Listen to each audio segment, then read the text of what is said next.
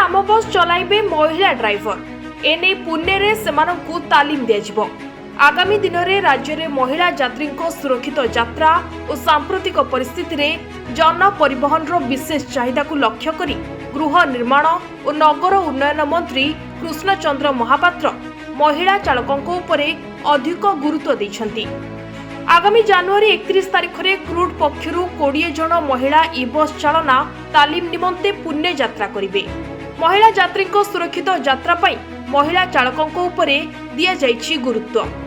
Training सारी फेरिबा परे 5 रु 10टी महिला आम बस चलाचल नहीं योजना करा कहिछंती नगर उन्नयन मंत्री।